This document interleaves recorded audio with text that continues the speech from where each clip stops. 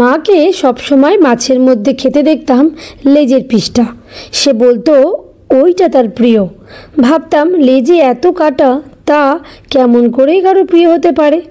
কিন্তু সময়ের চাকা ঘুরে যখন নিজে বউ হয়ে যাওয়ার পর সংসারের নানা নিয়ম বন্টন ও রীতির মুখোমুখি হতে হয়, তখন বুঝি মা যেটাকে পছন্দ বলতেন সেটা আদতে ছিল না তার ইচ্ছা, ছিল ত্যাগের আর এক নাম।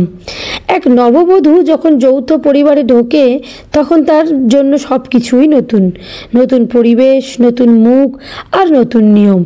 একদিন যখন শ্বশুরবাড়িতে মাছ রান্না হলো, তখন শুরু হলো কে কোন পিস খাবে। সেই পূর্ব নির্ধারিত নাটক।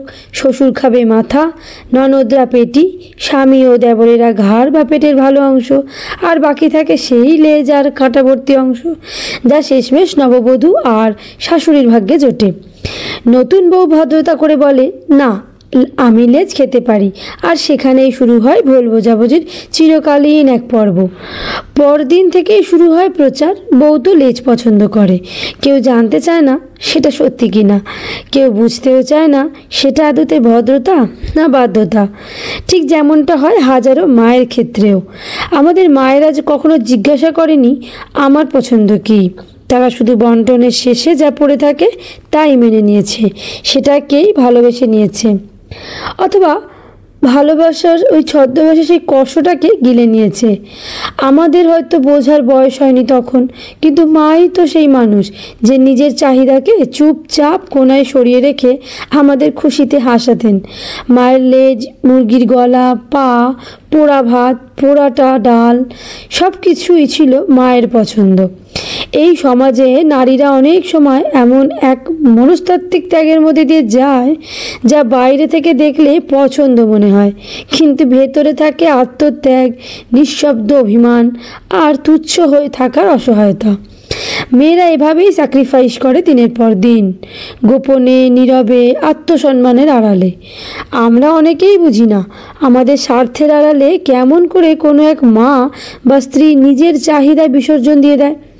আর সেটা যখন নিজের জীবনেও ফিরে আসে, তখনই এক মুহূর্তে চোখের সামনে ভেসে ওঠে মায়ের মুখ। আর মনে হয় তখন কেন একবারও জিজ্ঞাসা করিনি, মা সত্যি কি লেজ পছন্দ করো?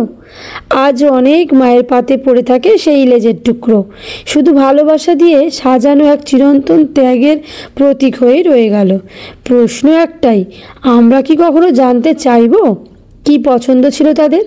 নাকি সব সময় ধরে নেব মেয়েরা এমনই হয়, ত্যাগ করতে জানে আর মুখ বুজে সব মেনে নেয়? কি ঠিক বললাম তো? এখন মা হয়ে বুঝতে পারি মায়েরা বোধহয় এমনই হয়।